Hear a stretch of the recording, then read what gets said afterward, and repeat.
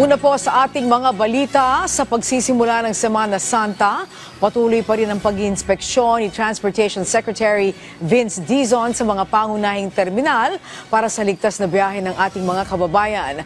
Sa katunayan, masusing iniinspeksyon ng kalihim ang PITX kanina umaga. Ang update sa sitwasyon doon, alamin natin sa sentro ng balita ni Bernard Ferrer live.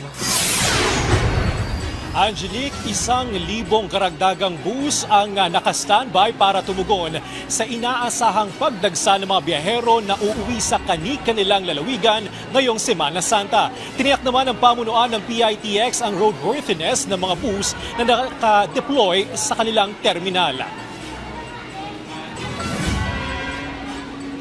Maagang nagtungo sa Parañaque Integrated Terminal Exchange si Maria Josie at ang kanyang anak na pauwi sa Matnog, Sorsogon para sa Semana Santa.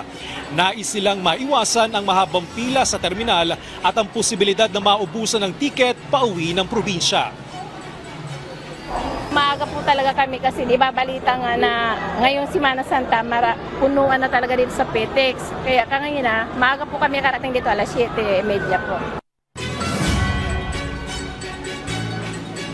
Tiniyak naman ng Department of Transportation na handang-handa sila sa inaasang pagdagsa ng mga pasahero ngayong Semana Santa. Ngayong araw, nagsagawa ng inspeksyon si Transportation Secretary Vince Dizon sa PITX upang tingnan ang kasalukuyang sitwasyon ng mga biyahero at masiguro ang kaayusan sa terminal. Layunin ng kanilang pagbisita na maiwasan ang lumang aberya, lalong-lalo na sa harap ng mga fully booked na biyahe patungo ng iba't ibang lalawigan. Na 1,000 bus ang dinagdag na para nga to accommodate yung mga kababayan natin na dadagsa. So hopefully, that will be enough. Tinatang ay ang aabot sa 2.5 milyong pasahero ang naasang dadagsa sa PITX hanggang April 23. Dahil dito lalo pang hinigpitan ang seguridad sa terminal. Ipinatutupad ang masusing security check sa mga entrada habang nakadeploy ang mga K9 units at mga medics mula sa Bureau of Fire Protection upang agad na makatugon sa anumang emergency. Tiniyak din ng pamunuan ng PITX ang roadworthiness ng lahat ng bus na nakadeploy sa terminal, lalong-lalo na ang mga pabiyahe sa mahabang ruta.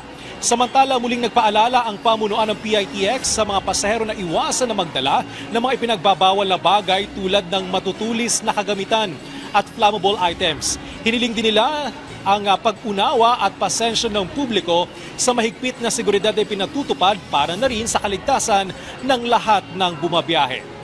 Angelique, inaasahan ng dagsa ng mga biyahero dito sa PITX sa Huwebes, Miyerkules at Huwebes Santo, kaya naman maaga pa lang ay nag-abiso na ang pamunuan ng terminal na magpabook na sa kanilang online ticketing upang maiwasan ang abala at mahabang pila. As of 1 p.m., umabot na sa mahigit 81,000 ng foot traffic dito sa PITX. Balik sa iyo, Angelique. Alright, maraming salamat, Bernard Ferrer.